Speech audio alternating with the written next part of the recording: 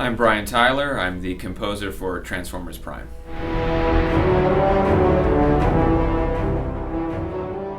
The first thing that I heard about Transformers Prime was through Alex Kurtzman and Bob Orsi, the producers. When the producers and the directors and the writers all came to me for the ideas behind the Transformers Prime music, they really wanted to have something that was cinematic, really melodic, really thematic, and in a way that was more like classic scores, like Star Wars and Raiders of the Lost Ark, and really singable melodies, but with big orchestration, large orchestra, classic. Without that kind of, hiding in the background, sonic wallpaper, or just long chords kind of vibe that you hear in a lot of movies.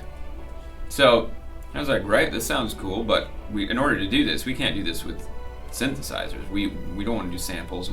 This has to be live. If you want me to do it, this is the deal. We got to go and record with a live orchestra. It's actually become a bit of a trend in the last 15 years or so that composers don't conduct their own scores. For me, it's such a personal thing. I'm the one that wrote it. I want to be out there right next to the orchestra so I can feel it. I can make changes right on the fly. And I don't have to communicate through glass with a microphone to the orchestra or to another conductor and say, hey, you know what, that take felt a little bit this or that. Can you go back and roll it back? Because they have no idea. These conductors are up there. They don't know the film. They don't know whatever it is. They're just going with what they think sounds musically beautiful, but that's not necessarily what the film needs.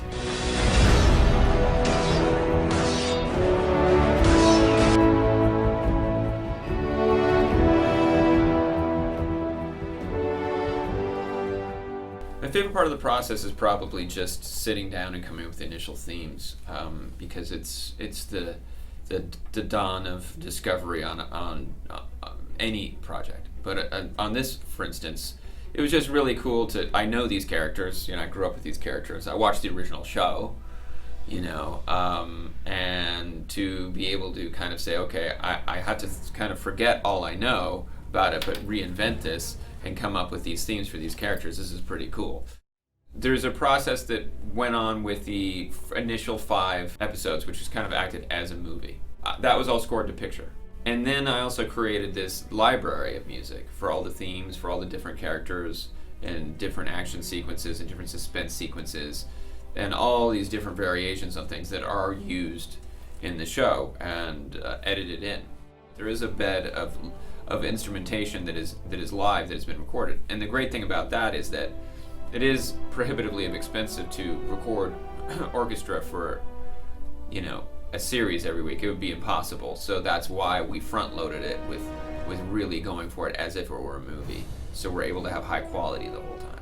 The thing about composing this kind of music is that I think it lends itself to not only live performance through human beings playing the instruments as opposed to kind of synthesized or sampled computer instruments. You want that live feel, and for me, the closest I can get to those players is actually going out there and conducting.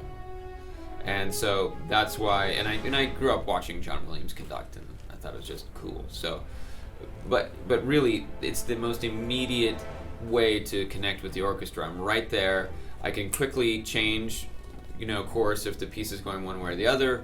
I can give them notes. I can alter it. There's all these things that you can do without having to tell a third person, hey, this is what I like out of the piece. You can just do it yourself.